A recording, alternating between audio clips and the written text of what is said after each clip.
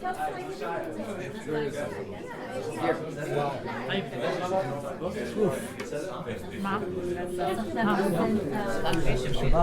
do you want me to sign it?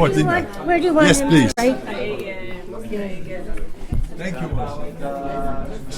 It's just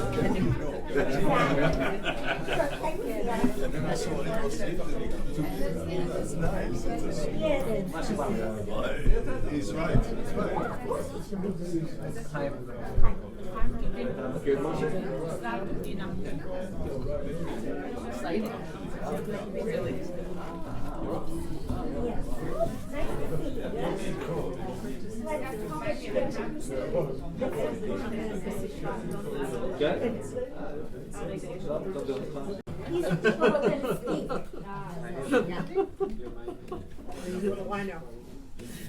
She already.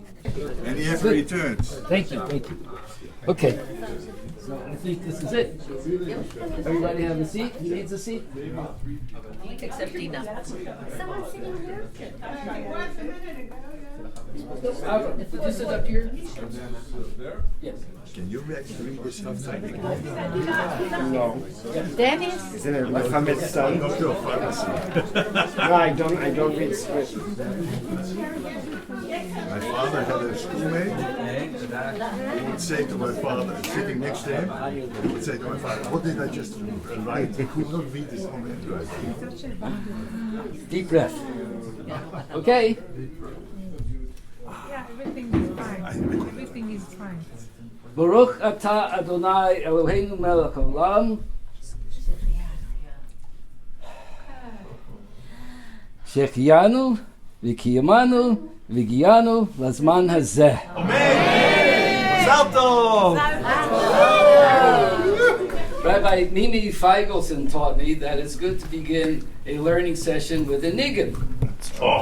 But since I don't know how to sing and don't play the guitar, I've had to resort to choosing a recording.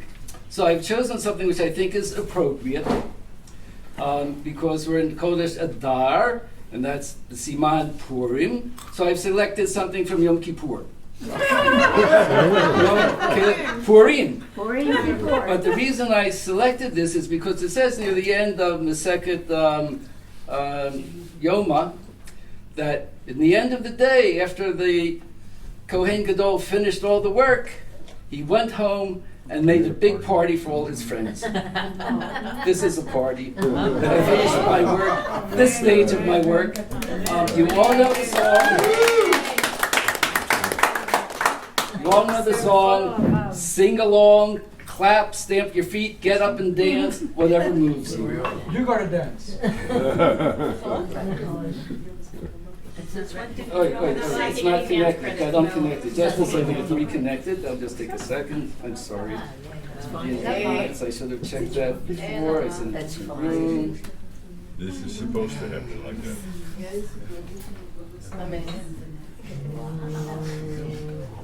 Okay. Check this. No, it should work.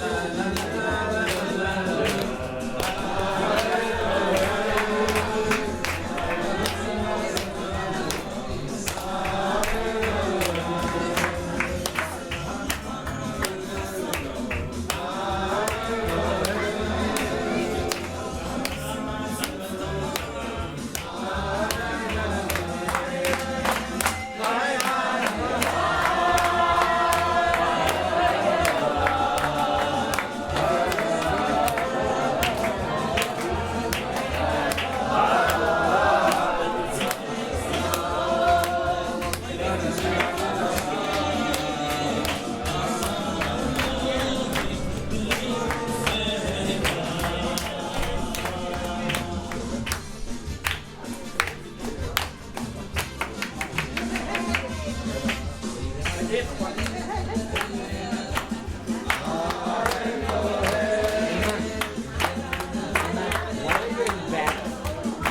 was the chair. That was fun.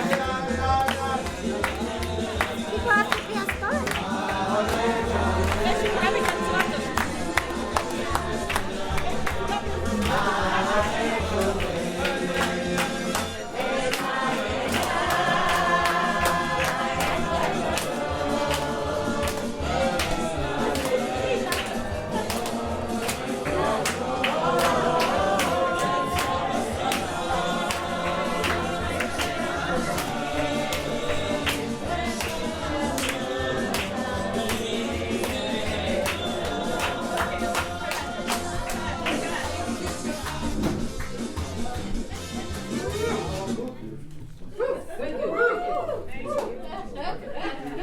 And one request from you.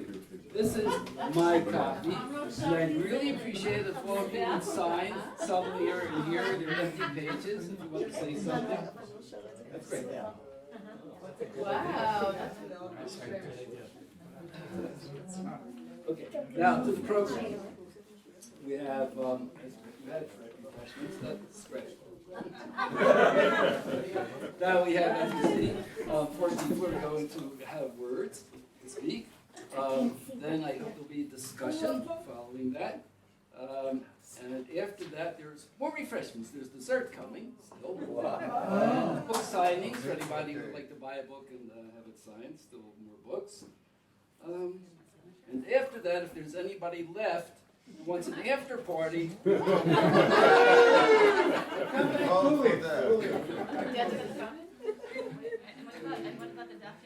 Yad Netuah. Okay. During the dishes. The book. No. So I want to thank you all for coming, first of all. I have never had so many friends come together at once. And this is really wonderful. And it's really very moving to me personally to see so many people here. Because publishing this book, of course, is a big milestone and a long journey for me and my family. And I just want to share a bit of our story about how we got here. 54 years ago, Dina and I came to Israel. A few years after that, we first came, we moved to Kibbutz Zvi. We already had one child. That was exactly 50 years ago. And we spent 9 years in Kibbutz Zvi. 8 years were fantastic. It was really the ideal of the integrated religious life. I was farming, working, studying, praying, eating, all together in the community. It was really wonderful for 8 years. First year was difficult. No, it was the last year. Because at a certain point, I met Mathew, Rabbi Leon Ashkenazi, who gave me a job. That job was to demonstrate that the Mishnah has within it an inner text which can only be accessed by studying the literary structure. He had some reasons to think I could do that. And I thought that kibbutz, religious kibbutz, is just the right place to do that. They loved the idea, let me do it. They said, you do that on the tractor. Okay, but it was hard, it's really hard. So there was a lot of tension for quite a while. Dina was involved in that, and after a lot of back and forth and convincing, finally, with a bit of struggle, we left with 4 little children to come to town and try to make our way here so that I could follow a dream and try to do what Mathew gave me to do. So when we arrived in Jerusalem, I entered the field of real estate development to try to make a living. Didn't have to work at that full time. I had most of my time to study and do my research. And after a few years, I met a lawyer from Toronto, became my business partner, and we built this building together. He now lives upstairs above me. Oh, that's you. How did you know? Still in taking sports. I want to tell them why we did so well. This man is honest. I'm a lawyer. You should know. It's a time for confessions. I'm a lawyer, And my client said he heard of a guy who is raising money for not a left-wing newspaper. Don't say that here. What? Okay. And Don't say that here, he said. he told me, I checked it, and my client who asked me to do this said, send him a check, which I did. And he said, I have the check, but I'm afraid that the paper is not going to go through, and the money will be I want you to know the money will be used to pay salaries. Is that okay with you? I spoke, it was my money, so I spoke with this guy. The who client. Put it on the client, and he said, tell him to tear up the check. And I did, I told him, and he tore up the check. And I said to him, if you have any plans of doing business, I will be glad to be your partner. Here we are. Thank you, Phil. Since we've mentioned Yom Kippur, I have among these seals. Okay, so after we were in Jerusalem for a while, I finished the Mishnah after 10 years and started working on the Torah to see if there are any similarities. And the first book I tried to work on was Leviticus because it's so close to Mishnah because it's all laws. And I got in touch with Mary Douglas, and she became my mentor for a while. And she taught me a lot of things. One of them was how an outsider to the field of biblical research should deal with biblical scholars. Because she, of course, was a great scholar, but was not a biblical scholar. So I had to deal with that issue, and she taught me how to do that. And then she introduced me to Jacob Milgrom, the greatest Vayikra scholar of his generation, one of the greatest Bible scholars of his generation. Jacob and Joe, who lived in the neighborhood, became close friends. I was hoping she would be here tonight, but she isn't. And for a number of years, I worked with Jacob, and he helped me get started. After he died, Joe helped me get a article published in a memorial volume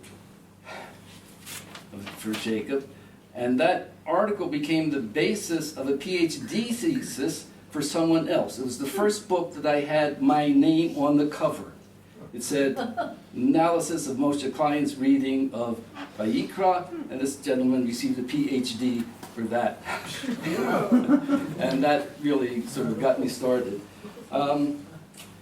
So that's really the background of how I got here. So I want to tell you a little bit about the book now, before chapter and verse. We have a great panel here of 4 Talmidei Chachamim who are going to give their impressions of the book. So I'll be very, very quick. I wrote this book in order to help you and other students of the Torah be able to get to another level of meaning which is embedded in the literary structure. Specifically, the structure of the Torah, like the structure I found in the Mishnah, is a woven structure. I will quickly tell you what I mean by a weave, so that you'll have some idea, and then I will turn the podium over to our guests. One moment, please.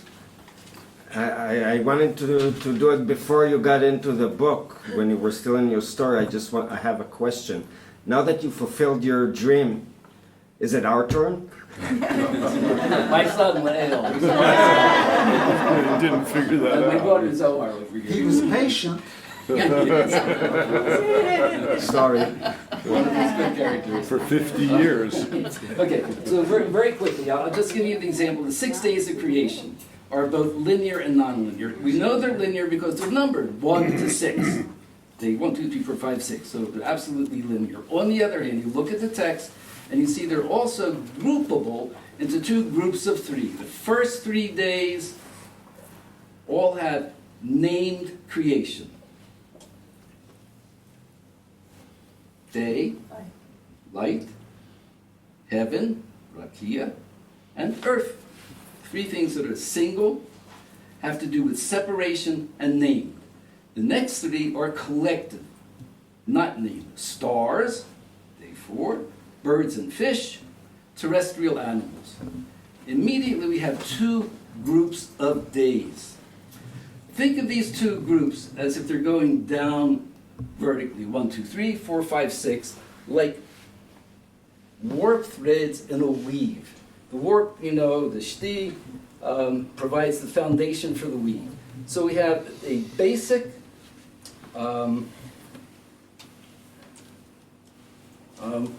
dyad of one and many, underlying creation. Now, once they're laid out this way, look what you have. You have on the top, light, stars, the transcendent, above.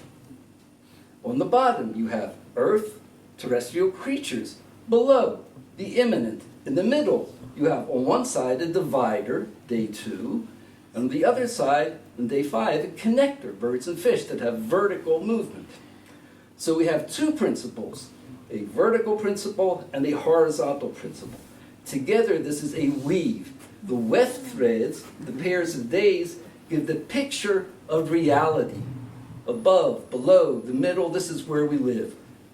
The hidden warp threads are one and many. This is the type of analysis which leads to deeper understandings of the Torah. With that, I want to introduce our guests. It really sounds like you understand it. You do also if you're studying with me for a few years. Okay, so in order that they're seating, we have here Warren Zeev Harvey, who I have known since 1965, when he brought his little brother to St. John's College as a prospective student. And we met there because I was the only observant Jew on campus, and he wanted to meet one, so I showed them around. Little brother got accepted. He got accepted and has had a marvelous career since then. He's at Bar-Ilan now. He's Yeah. also emeritus. Okay, so Warren is emeritus also. He was the former head of the Department of Jewish Thought at the Hebrew University. Next we have Mathew, who is both my student and also someone who's working on a postdoc in the Woven Torah at the same time that he's doing his bachelor degree in Mikra at the Hebrew University. Avraham Leader, I think most of you know, I'm the founder of the Leader Minyan, who teaches meditation, Zohar. Meditation. Don't you know Abunavia. Abunavia. You have to say meditation to sell it. Yes, but yes. it's Abunavia. And Zvi Leshem, Rabbi Dr. Zvi Leshem, who is the director of the Shalom Library Institute at the National Library. How about if we start from this end with Zvi? The first psukim of Genesis. Okay, and you will be first. I have two reasons for wanting to speak first. One, I'm speaking about the first verses of the book of Genesis, Sefer Bereshit. And two, I only have one topic to talk about. I have one idea to speak about today, Okay. and that's this idea. So if one of the other panelists spoke about it, I would... It's your chance. Go for it. I would have nothing to say. Okay. So I'm speaking at the beginning of Genesis. It was also the beginning of Moshe's book, and it illustrates some of the amazing things about his approach. Now, when we read, according to the Masorah, we try to read what goes on in the book of Genesis. It seems pretty simple. We've all read it a million times. But the fact is, it's not so simple. As Rashi says, if you're an ordinary common reader, forget about it. The text says, Dorsheni. And then he says for the esoteric readers, but if you want to know, then I'll give you the pshat. And he gives you the pshat, and he goes on for 3 pages, which is very uncommon in Rashi, to give you the pshat. And the pshat is really a very complicated pshat that Rashi gives. But he tells most people, the common reader, be satisfied with a drash for the first verses of Sefer Bereshit. Now, Rashi has 2 reasons for his interpretation of the first two words. Bereshit bara Elohim et hashamayim ve'et haaretz. Well, as you all know, Rashi says you have to read that Bereshit baro Elohim, in the beginning of God's creating the heaven and the earth. Well, Rashi is opposed to, as most of the English translations have, in the beginning God created the heaven and the earth. Rashi has two reasons for that. His first reason is, he says Bereshit is smichut. So just like a Bereshit chokhmah, it always has to come with a genitive noun after it. This somech and the nismach. That's the first reason. The second reason is the text doesn't make sense. It doesn't fit. It doesn't fit the. It doesn't fit the context. It doesn't fit the flow of the narrative. It doesn't fit the narrative context to say that it means in the beginning God created. Because what does it mean? He first created the heaven and the earth, and then later on you have the heaven and the earth being created. As Rashi says, "V'lo ba hamikra lahorot seder ha'briya, lomar elu kadmu." Right? It doesn't. When it says God created the heaven and the earth, it doesn't mean that that's what happened first. What does it mean? It's very complicated. Rashi sort of understands it, as Rashbam explains in different ways. That very often Rashi gives a headline. This is about the creation of the. And Ramban explains what Rashi is doing. Ramban says, Rashi says, Bereshit baro Elohim et hashamayim ve'et haaretz, vayomer vayhi or. Vayomer yehi or. In other words, according to the Ramban, according to Rashi, creation only means light. Okay, so now we have an interesting question. What is this light? What is this light that's being created? And if you read the text according to the Masorah, it's pretty clear what the light is. But if you read it according to Moshe's book, you see something amazing, that there are two different approaches to light. Now,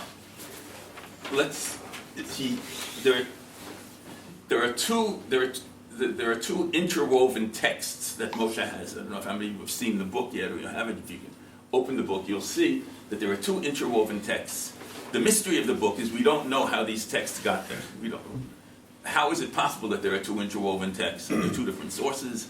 Did the author have two different things going on in his or her head? Where did these different threads? Moshe calls them threads. What are these threads? Are they chronological threads? Are they literary threads? Are the paradigm case, he tells us, is the Maharal in his Perush about the Zugot, where the Maharal gives you both a chronological and a philosophical interpretation of the Zugot. And he also gives 5 or 6 other interpretations there.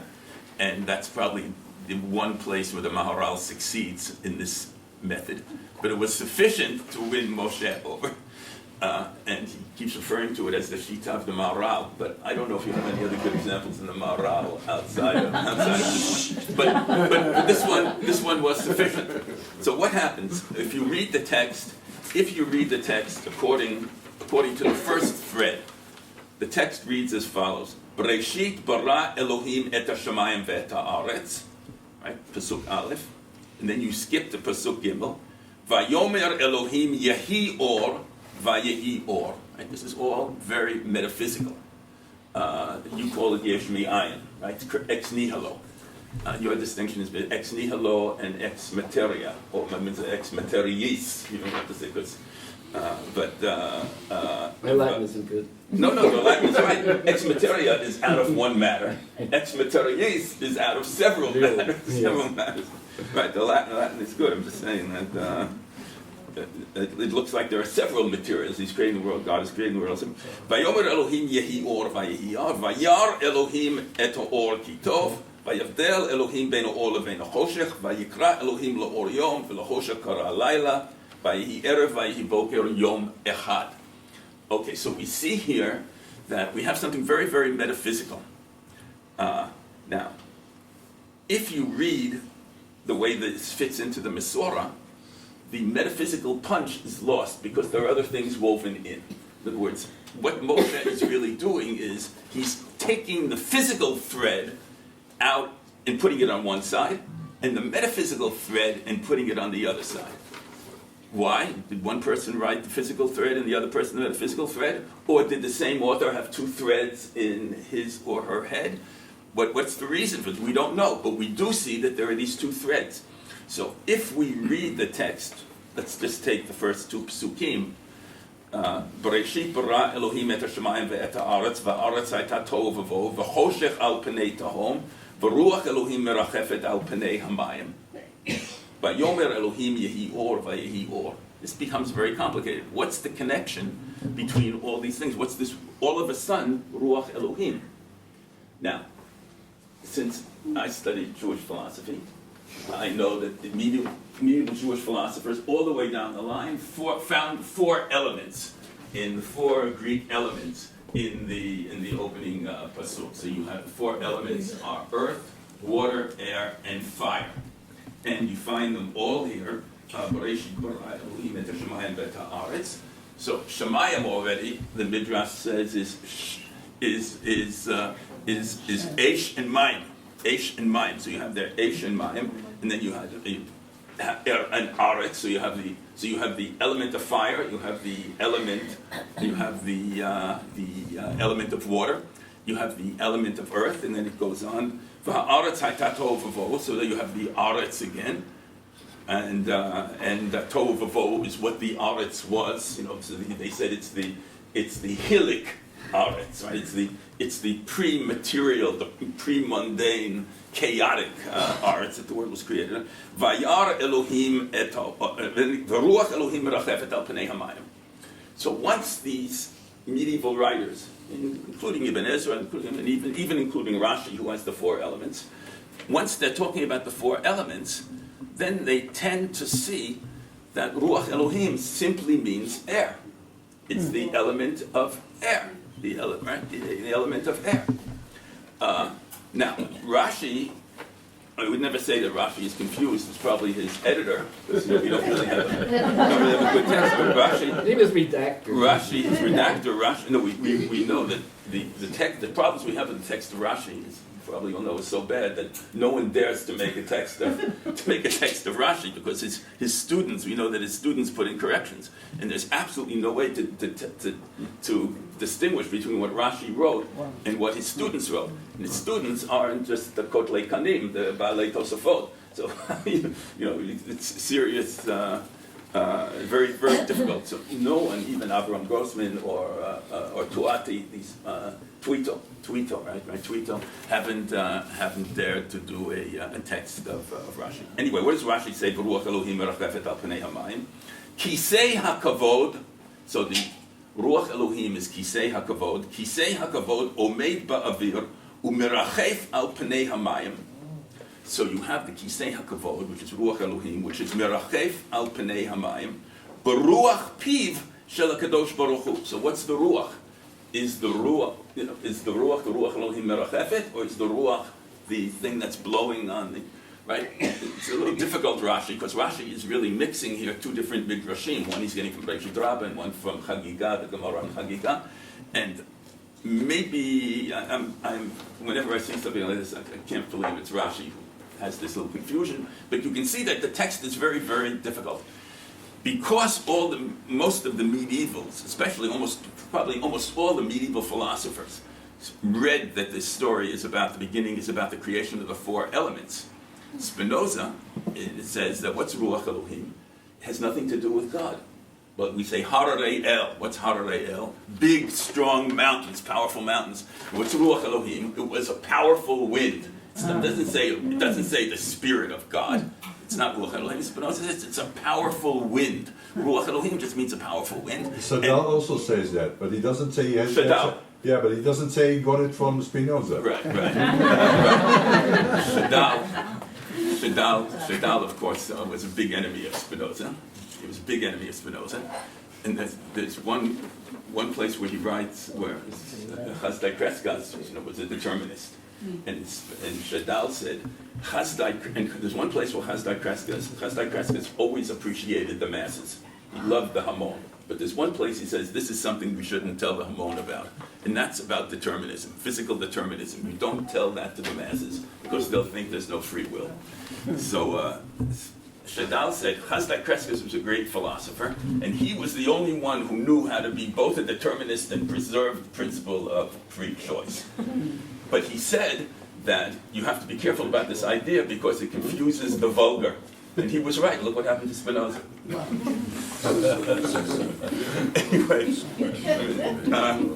Anyway, what? So that's what Spinoza. Spinoza says Ruach Elohim. It means a strong wind. Now so we see that this question of what Ruach Elohim is, and I must admit I've read this Ruach Elohim Machefet al Pnei Hamayim a million times in my life, and it never seemed to me to be anything but something about the some kind of, like Rashi says, the kisei kavod. There's some kind of a divine spirit, and Bereshit bara Elohim et hashamayim v'et haaretz, v'haaretz hayta tohu v'vohu, v'choshech al pnei tahom, v'ruach Elohim merachefet al pnei hamayim. By the way, choshech, Rambam so wants to get fire into the beginning of Pesukim, then he says choshech means fire, which he has a midrash source for. He says choshech means fire.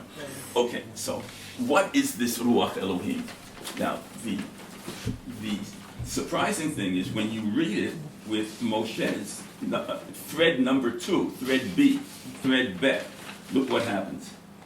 V'ha'aretz hayta tohu v'vohu, v'choshech al pnei tahom. That's how Bereshit begins. Bereshit begins. Ha'aretz hayta tohu v'vohu, v'choshech al pnei tahom. V'ruach Elohim merachefet al pnei hamayim. When you read it according to third Bet, there's no possibility to read it like Spinoza. And there's even no possibility to read it sort of like Rashi or any of it. It's clear that we're talking about HaKadosh Baruch Hu, Ruach Elohim. Oh, that's God. Because that's the first. You don't have a beginning. Bereshit bara Elohim et hashamayim v'et haaretz. God appears first over here. And it makes you look at that pasuk in a completely different way. I don't know what the right way to read that pasuk is, but I know that it's only Moshe's book that enables you to raise the question and to look at the the pasuk in a completely different way. Bereshit haaretz hayta tohu v'vohu v'choshech al pnei tahom v'ruach Elohim merachefet al pnei hamayim vayomer Elohim yehi me'orot b'rakia hashamayim. Okay, so there we have light. But it's not Yehi Or, it's the physical thing. Yehi Or is the metaphysical light. Here we have the physical light, and it's a very physical God. It's a God who is mirachefet al pnei hamayim. We can sort of see God hovering, right? Rashi uses the medieval French word acovete, which comes from couvrir. God is sort of hovering. Rashi says like a bird over a nest.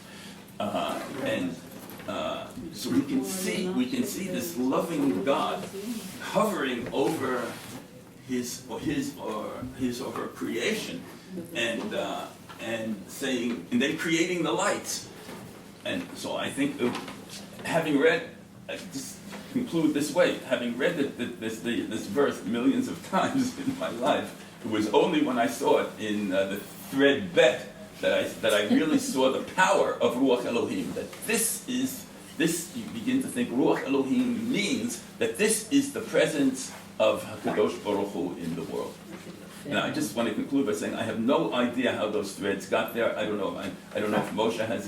I didn't see an explanation from Moshe, but there's no question that reading the text by separating these threads and looking at the different threads enables you to see things that you can't see otherwise.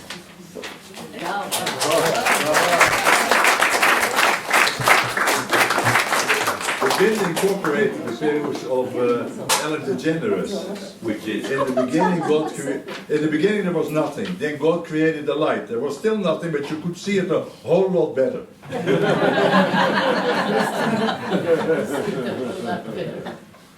Zvi, would you like to go next? My talk is going to be the opposite of Zev's, that he zoomed in, and I'm kind of zooming out into bigger. Tell us who views. you are. What? Tell us who you are. He already told you who I am. Zvi Leshem. Zvi Leshem. Rabbi Dr. Director of the Shalom. The Gershon Shalom. Director of the Shalom of the Shalom Library. Gershon. So I'm going to thank you very much for asking me to speak, and in a moment I'll explain a little bit why is it strange for me to be here in a way. So I'm just going to share various musings on a variety of topics that came to me as I was going through the book. I'll begin with a confession. I'm not a pshat guy. Okay? Shocked. Pshat. Oh, I said shocked. Shocked. Basically, it's shocked. I received from my teacher, Professor Shalom Rosenberg, that pshat, otiot, tipesh. I haven't found it yet. He told me it in the so I have not found it yet anyway. Heschel quotes it a lot. But okay, so I mean, you can interpret that as you want, but you can't disagree with it. The facts are the facts. Those same three letters are those same three letters.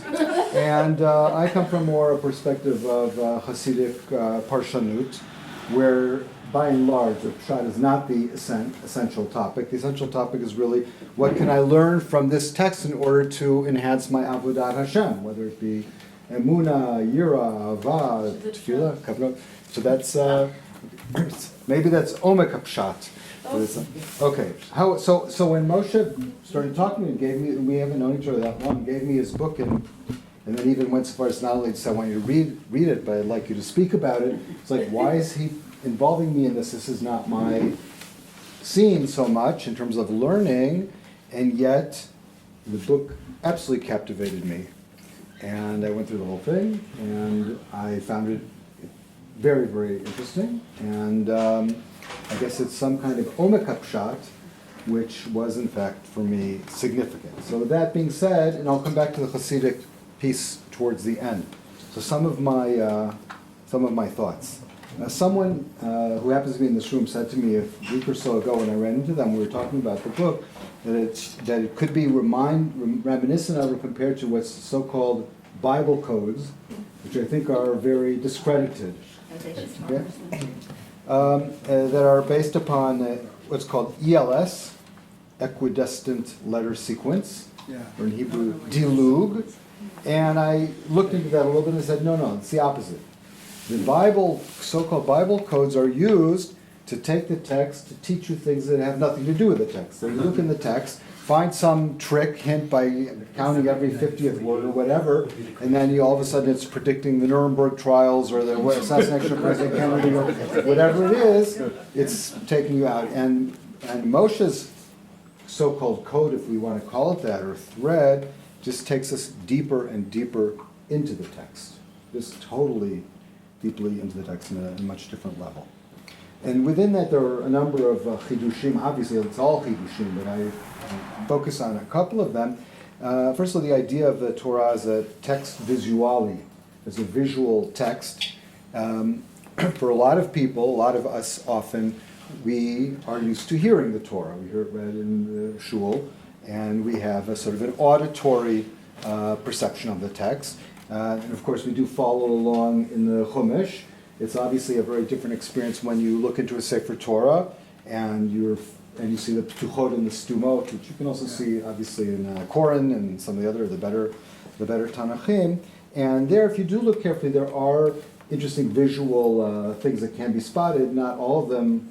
At least one really cool one that you did mention, I think I showed it to you once. If you look in the bottom of Shirat Hayam, the Shirot in the Torah are written in sort of brick form. Shirat Hayam on the bottom line has the pasuk in the Sefer Torah, Bnei Yisrael alchu b'yabasha b'toch hayam, and the word,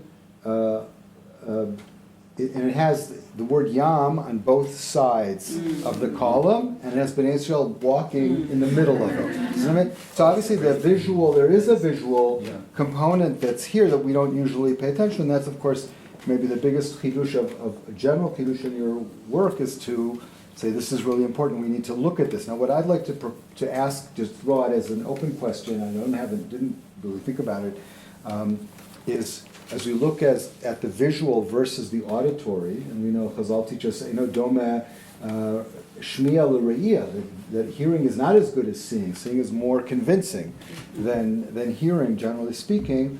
it occurred to me that perhaps these two perspectives or two ways of reading might be related to two different ways of receiving hitgalut, of receiving revelation, which is either auditory or visual.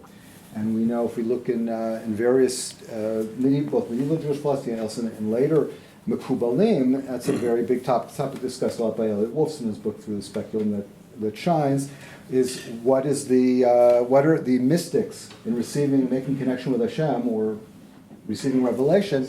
Are they more interested in receiving an auditory or a visual experience? For example, the Piasetzner Rebbe, who I work on the most, is very, very visual. He's always talking about seeing God, and he's very focused on visualization techniques, and has very little discussion about hearing God. So he's about reviving nevuah as a visual experience, more so than as an auditory experience. So it's just something that came into my mind that might be something to compare to this two ways of looking at a text, might relate to the two ways of receiving a divine text, in a sense.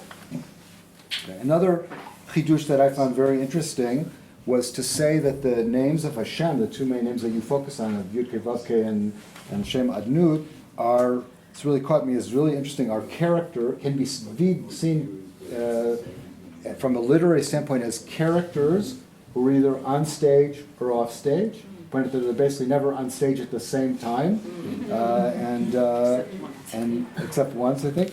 And that was I don't have anything to say about that, just was really fascinating for me to think about things that way and look at it, and that's something that I think deserves more thought as well. Continue with the names, and one of the major themes of your book is really understanding how to compare the two main names of Hashem, and I'll come back to that. I'll say more about that. In page 98, 99, where you finally sort of get to the point after working around it. No, I'm not saying that in any critical way. After building up your case about all the evidence, and then you sort of put it all together. So even though you don't use the terms, but basically it does come out that the Shem Havaya is Chesed and Shem Yud Kei Vav Kei, Shem Adnud is Gvura. So in that sense, Shem Elokim is Gvura. So I think in that sense, one of the questions that we spoke about is the question of how much does your esoteric reading fit together with the esoteric reading of Torah Hasod of Am Yisrael, and in this case, obviously, it comes out very, very neatly together. So that's a good thing. Now, also, I think we have to put out on the table, despite the question So before. putting that Torah Hasod is the Pshat. Yep. Look, if you look in Ram, Don't say that word. yeah, Seder? Okay, I can live with that. I couldn't. Okay. Now, I think it's time to put something else out on the table here. That this work is obviously a response as well to higher biblical criticism, which people remember. Solomon Schechter referred to famously as higher anti-Semitism.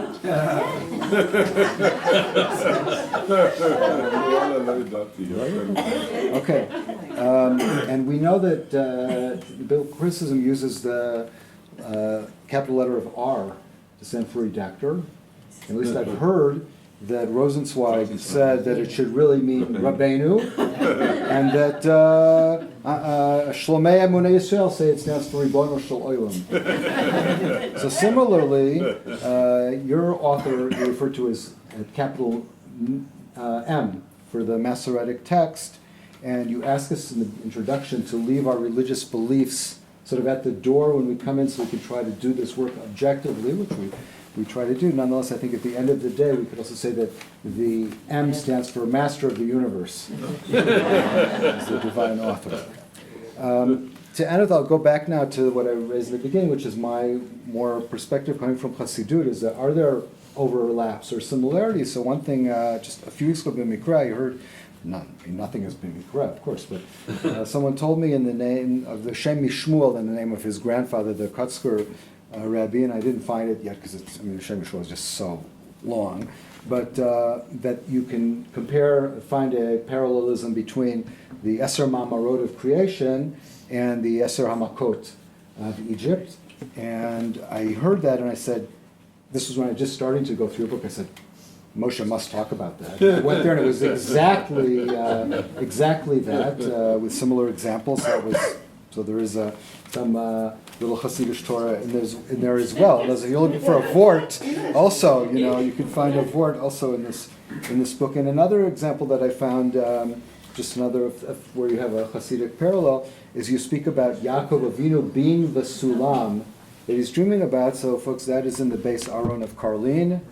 He says, "Tzarich kol adam leda asher hu kemo sulam mutzav arza. Im kol ze tzarich lalot et kol hakol lerosh hamagia shemaima." So, Baruch shekivanta to the Karliner. Okay, and to conclude, coming back to where I really began, coming from the place of Hasidic Parshanim, which is a place of, as I said, less interest in Pshat and more interest in what can I learn from this text to affect my Avodat Hashem. So anything that I'm learning, so even if I'm finding your book like super, super interesting, I'm still at the end of this saying, okay, what can I do with it? My thing is Avodah Shali. Okay, so this is something I'm still working through, but I have a few thoughts. Okay, first of all, speaking about before, I think that it is, and I think it is a purpose which is subtly there in your book, is that the stress that this book was clearly written by one author, that multiple authors and redactors could not have made a weave of these facts, these sources in a way that they would fit together this perfectly, and so the Emunah in the Chamisha Chumshei Torah as a unified text is a significant in and of itself. Okay? A thought that I had, which I haven't worked through yet, and I didn't see it. It's not so much in the book. Maybe when you do more work on Leviticus and the following books, we'll see it more. Or maybe we can try to do this work. I thought that perhaps it could be that if we worked on the legal sections more, and see how the weave works when you're dealing with mitzvot, it could be that we might find some interesting ideas about Ta'amei mitzvot. Now, as if we were able to see that if you look at it, the warp or the that's whatever. what money too expected. Okay, so then you'd see, for example, maybe, I didn't try to do this yet, that mitzvah A and mitzvah B, which are not right next to each other, but yet they are connected structurally, and one then could influence our understanding of the other. We could come out of this with more kavanah for Q mitzvot based on interpretations that we've missed because we didn't see before how that they're actually in dialogue with each other. So that I thought was an interesting thing we could try to explore in the future. And lastly, I think that your book is really important because it teaches people, and especially people like myself who sometimes read the Pshat quickly and want to right away jump into the Mefarshim and the Midrashim, to read more slowly, to be more mitbonein, to be more contemplative when we're reading the text itself, and to look more deeply before jumping to look and see what all the Mefarshim or all the Midrashim said. And this is, of course, where this all ends, kashur to a famous story of the Baal Shem Tov, that the Or HaGanuz, that was Nignaz Tzadikim Latid Lavo, was Nignaz in the text of the Torah, and that in the future generations, every person who's learning Torah and reading between the lines and seeing what the text says to them is revealing the Or HaGanuz for them. And thank you for revealing a whole aspect of Or HaGanuz for us that most of us, our whole lives, were missing. Thank you.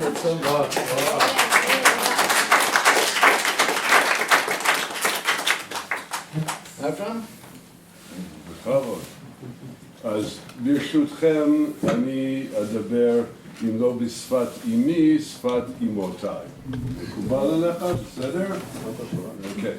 אז דבר ראשון, אני רוצה לומר משה הוא לוי. אם אתם לא יודעים, משה הוא לוי, ואני מרגיש שאני בין הלוויים, מכיוון שלאורך השנים כשהמניין קיים, מדי פעם בשבת משה היה משתף אותנו במה שהוא מצא ובגילויים שלו בטקסט התורני, במצב כזה או אחר של שכרות מתקדמת או פחות, אבל שמענו את זה לאורך הדרך, ובהחלט אני מרגיש שאני בין הלוויים לתהליך הגדול הזה שעכשיו הגיע למיצויו הגדול בספר שפרסמת. אז זה באמת רגע משמח. מלווה את המפעל. כן, כן, כן. כן. חלק מכם יודעים שאני מאוד אוהב אדם חכם מהמאה ה-13 ששמו רבי אברהם אבולעפיה. ובין יתר הסיבות שאני מחבב את האדם הזה, יש את העניין שהוא לוקח דברים שאנחנו רגילים לראות אותם בצורה מסוימת, והוא פותח את הראש שלנו לראות אותם אחרת. בשפתו, בפרפרזה שלי על דבריו, אז הוא אומר, אני רוצה ללמד אתכם לשכוח את כל מה שאתם זוכרים ולזכור את כל מה ששכחתם. וכשאני ראיתי וקראתי את ספרו ושמעתי גם לאורך השנים את מה שמשה עשה עם הטקסט התורני, הבנתי שהוא עושה לי את בדיוק אותו הדבר. כי אני רגיל לראות את הטקסט הזה, כמו שהוא אומר, beyond chapter and verse. אני רגיל לראות את הטקסט הזה בנוי בצורה של פרקים ופסוקים. שהוא באמת, זה היה במאה ה-13, נכון? לא עלינו, זה הנוצרים עשו את זה, לא? לא, אפילו לא יהודים. לא עלינו. כן? נכון? הבנתי את זה. אז אי אפשר להפריז בחשיבותה של עריכה של טקסט, איך עורכים את הטקסט. כלומר, אנחנו רואים טקסט בצורה מסוימת, שוב, בעריכה מאוד מסוימת. אי אפשר להפריז כמה זה משפיע על הבנתנו את הטקסט, בגלל שאנחנו מכירים אותו דרך עריכה מסוימת. בא משה ואמר, מה קרה לכם?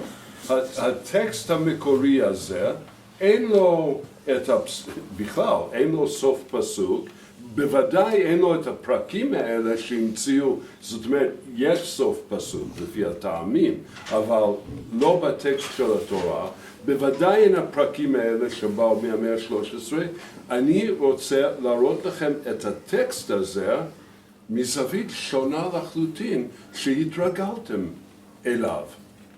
כבר כל מה שאני ידעתי או חשבתי שידעתי על הטקסט הזה משתנה ברגע הזה.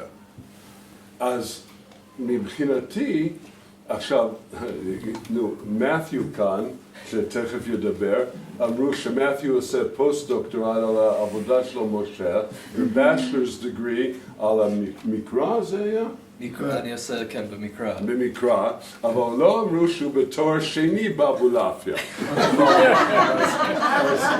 אז באבולעפיה, אבולעפיה מאוד מסתכל על הטקסט, זה המיקוד של, אחד המיקודים של מת'יו, אבולעפיה מאוד מסתכל על הטקסט התורני, והוא כתב ספר שקוראים לו 7 נתיבות לתורה, שהוא בעצם אומר שיש 7 דרכי פרשנות של התורה, שהשלב האחרון הוא פרוע לגמרי, אני לא אשתף אתכם, אבל בעצם הוא אומר, יש שלבים באיך אנחנו מסתכלים על טקסט, ואם נגיע לשלב שהוא פותח את המסגרים והכבלים, איך אנחנו רגילים לראות את הטקסט, אנחנו נלמד ונכיר משהו חדש לגמרי. ואני מרגיש שמה שמשה עשה, שהוא אומר, הנה, אני עורך את זה, מי שעובד בתרגום העריכה, גם טניה מכירה את זה, עריכה היא קרדינלית, היא כל כך משנה איך אנחנו רואים, ומשה אומר, בוא נסתכל על הטקסט הזה, ונעשה לו, נבין שיש פה עוד אופציות של עריכה, וזה פותח עולם שלם. לחלוטין. עכשיו, אבולעפיה, ההבנה שלו זה שאין אמת אחת. יש ריבוי דרכים לראות כל דבר, בוודאי גם הטקסט התורני. אז אני לא יודע אם משה פענח את הסוד של הטקסט הזה, אבל הוא פתח לנו אותו, ובעקבות הפתיחה שמשה פתח, אנחנו רואים את הטקסט הזה בצורה חדשה, טריה, ומגלים דברים מדהימים דרך מה שהוא עשה.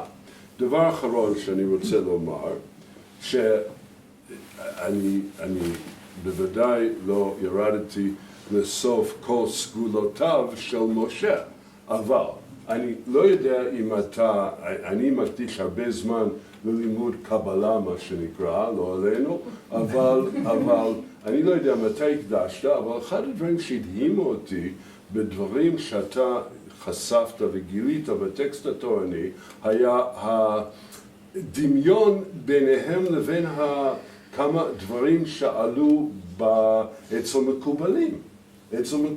למשל, אני אתן 3 דוגמאות קצרות, ובזה בעזרת האוויר שאינו נתפס, אסיים.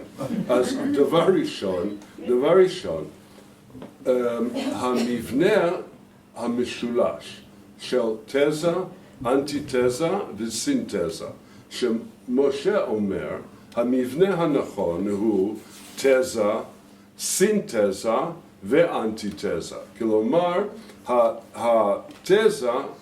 הסינתזה, הממוצע בינתיים, אמור להיות באמצע. זה המבנה הנכון.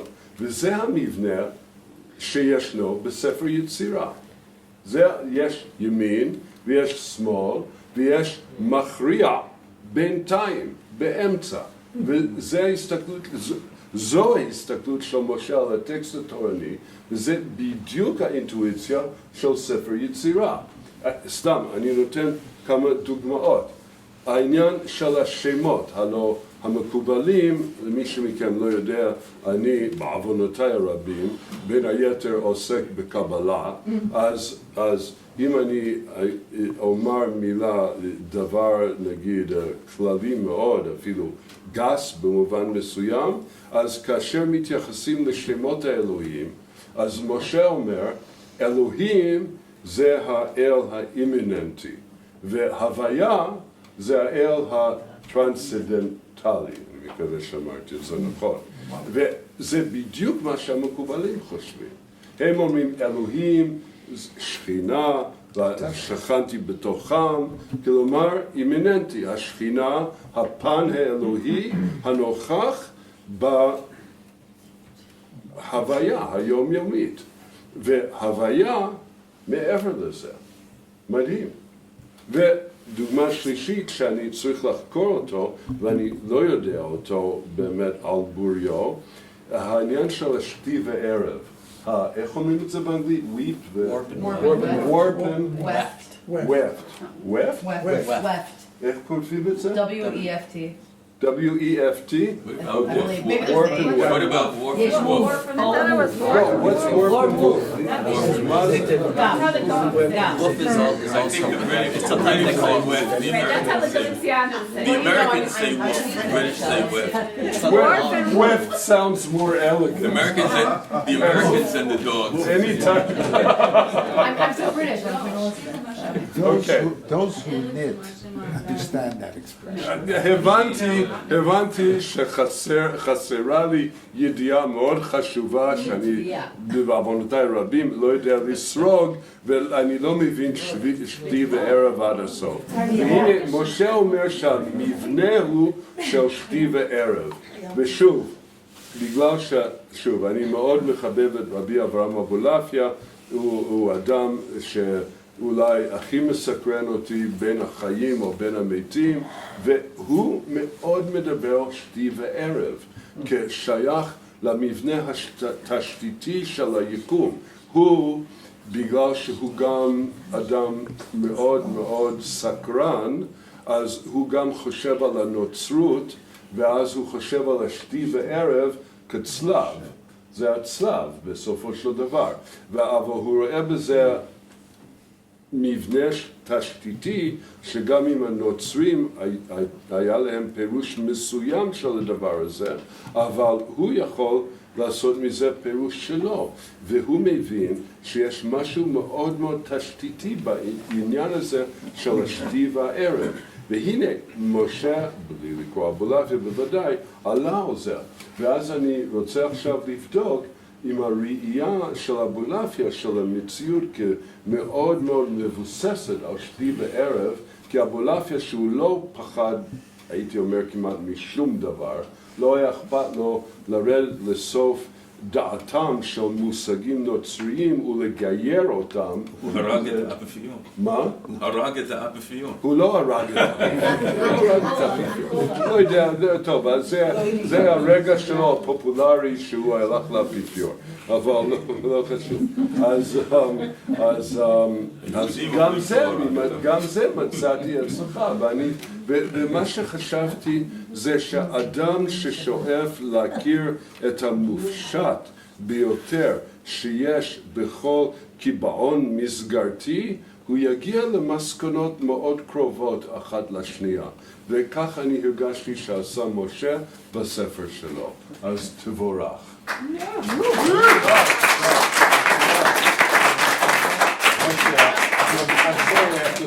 Can I say two sentences? Sure. I learned from years from this man, and so I can. These are very intelligent people, so I can bring something very simple. I was many times amazed that in the Torah you have a sentence or an issue, and then 23 verses later you have the same issue. What? Doesn't make any sense. Put them together. But the way that he does it, you say, oh, it's left and it's right. Oh, it belongs together. It's many times, not right?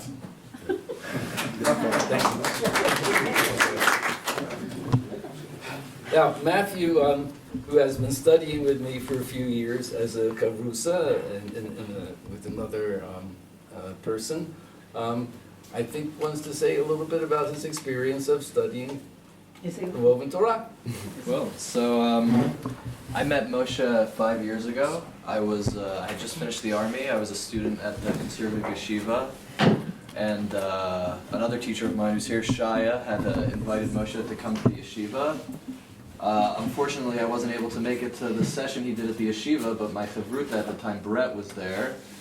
And he kept telling me, oh, you got to meet this guy Moshe, and then he started learning with him. He kept encouraging me to reach out and meet Moshe and learn with him. So I reached out to Moshe and I met him. And so I met with him and we sat to learn. I remember the first thing I thought was, I know that guy. He dances at the Leader meeting.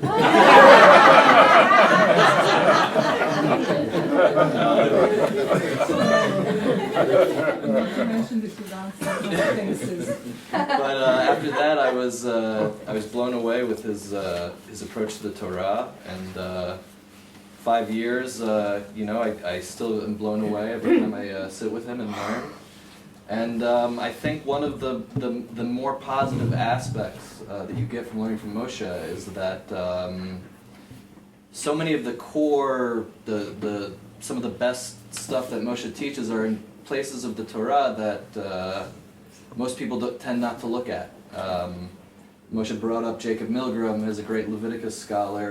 Most of my friends think it's very strange when I tell them that Leviticus is my favorite book of the Bible. Moshe has a way of taking what seems like dry and just weird details, and he finds an organization for it that makes it something that you could work with in your everyday life. And so I just want one example that we, for those of us that follow along with the parshas that we read last week. is we have what's called the Brit al Sefer, the covenant on the book, which is one of those weirdly detailed things that who would be able to pull something interesting out of that. But it's essentially, there's a text that's written, we don't know much about it. Moses sacrifices 12 bulls, and he builds altars, and he takes half of the blood of the bulls, and he sprinkles it on the people. Then he reads the book that was written, then he takes the other half of the blood, and he puts it on the altar. The other way. Oh, other way around, okay. So he puts it on the altar first, reads the book, and then sprinkles the rest of the blood on the people. So again, it's this weird ritual, blood is getting thrown on people, doesn't sound so inspiring, but if you read according to, as Avraham brought up, Moshe's way of viewing things, where there's the thesis at one end, the antithesis at the other end, and in the middle you have the synthesis. So on one hand you have God, the blood that's going on the altar is going to God. And on the other hand, you have the blood that's going on the people. You have the people. And the thing that you have in the middle is the text. So, Moshe took this, what most people read and they don't even understand it. It's some weird ritual. And he sees it and he realizes this is a profound statement about what is so important about the text of the Torah. The text is the thing that connects the people with the transcendence, with the divinity. So that's just one of many, many beautiful things that I've been blessed to learn with Moshe for the past 5 years.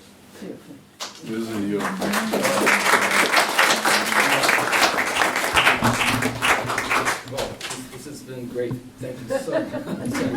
I'm overwhelmed, really. If anybody still wants a book, there are books left. I'll be happy to sign for anybody who wants. And there is also a dessert now coming out.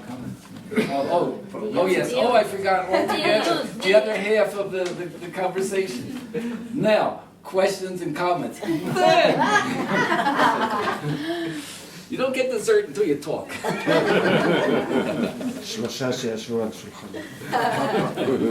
Did Mathew have a tradition that he was aware of that he wanted you to uncover? Yes, okay, so this is what, I'll tell you now something Mathew told me not to say.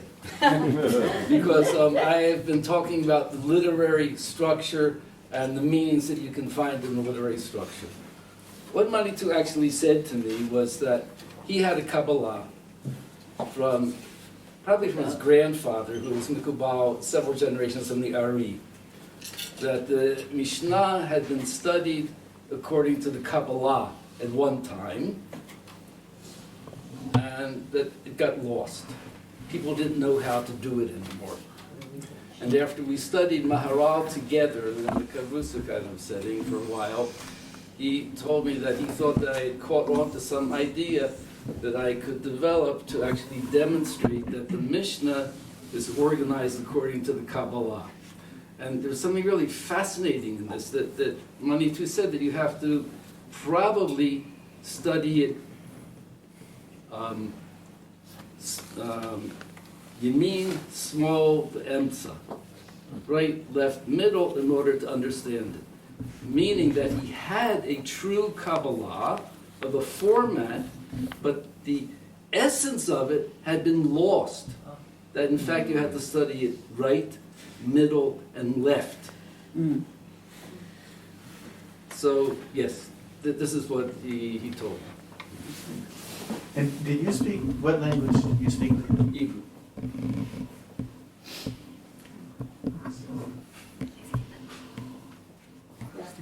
I'm curious how, when it comes specifically to the notion of different names for the divine,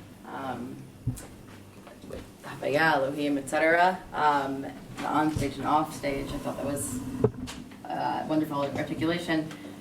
I'm curious how, if at all, it affects your experience of tefillah, or in general, like your relationship to the spiritual realm, the uses of those terms, other terms, given like the framework that you've come up with so brilliantly with this book. Like, how do you then, if at all, translate that to... ימינה, שמאלה ובאמצע. זהו. I think that the example that was mentioned of Sulam Yaakov is really the answer. That you see yourself as between and being the force that unifies the names. In the first chapters of the book, I point out that there are two stories of creation, that there's the creation of Adam and the creation of Ha-Adam. Yeah, Adam and Ha-Adam, and they have different children, and that there are really Elohim is revealed through the first story of Adam. Havaya eventually is revealed through Cain, who is wiped out. But Chava actually mothers both sides. The deity who appears in Gan Eden has both names, Havaya Elohim. It's only after that that the division happens. So eating the fruit didn't just affect people, it affected what's above. That revelation of the united deity doesn't happen except through this unity that happens through Chava, where she has she unites through the side of Havaya, and having mated with Adam from Elohim brings together the two. So people have within them, after the flood, when the two singular lines of Adam, B'nai Elohim, and the line of Cain are wiped out, all you have is the mixed line, which combines the aspects of Havaya and Elohim, which only exist in the world through people. So at that point, you, as the Sulam, have the potential, because it's in you, to reunite. This is the Shem Ichud. Exactly. Thank you. So you really have to dance. Really, you have to dance. I'm curious if you've received any pushback, fallout from the multi-author community, Yeah. academic and otherwise. Well, I have published some academic pieces with no responses. And when I have spoken to some of the people in the field, they say really what I have to say doesn't interest them because they have other questions. That's intellectual obfuscation. Yeah. That's the basic attitude. James Kugel has a thing like some sort of poesy thing also, some sort of dividing things into poetic lines. And have you come together at all on that? I've spoken with Jim. He knows my stuff a little bit. He's not here tonight.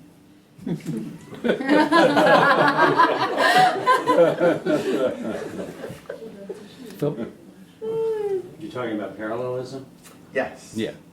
Well, that's not Kugel, that's Way back. several hundred years old. Yeah. Oh, well. So you brought that? Talk about it. I'd like to make a comment.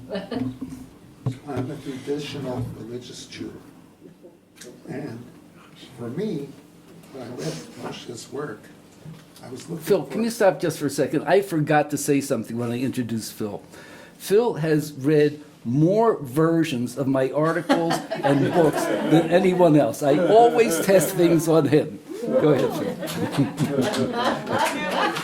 I thank my wife for allowing me to do that.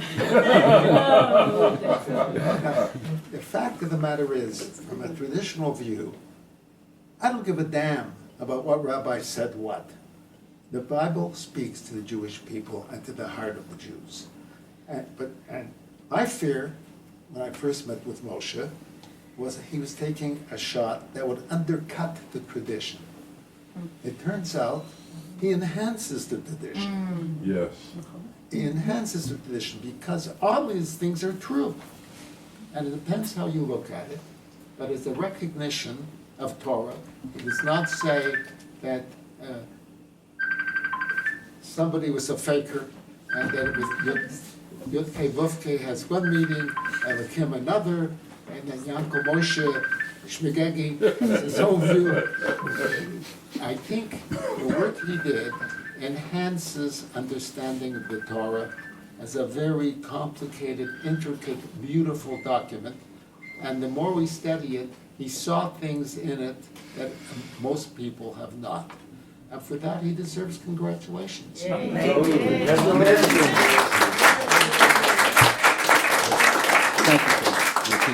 that our discussion over the years? If his comments were Christian, I would tell him to go to hell. To examine the position, you understand? But the fact of the matter is that he's cast a spotlight of interpretations that are kosher and believable, and I respect it highly. Thank you, Phil. I appreciate it.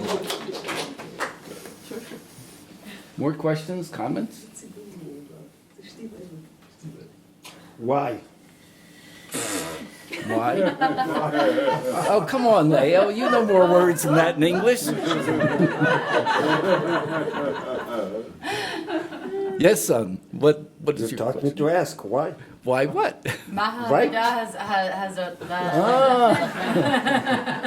Why have I been doing this? Yes. Because I couldn't not do it.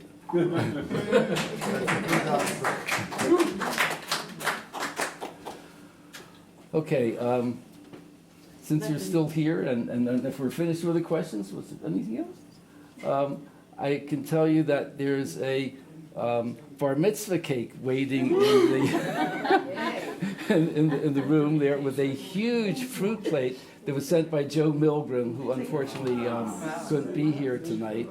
I say a bar mitzvah cake because I didn't have this kind of cake in my bar mitzvah. I always wanted an opportunity to have a great big chocolate cake. It's halavi, but you're invited. Come.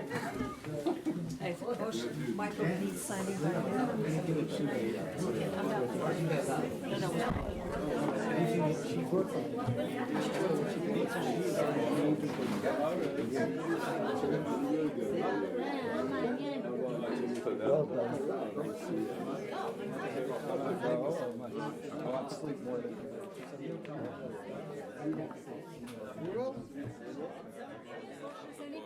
So much.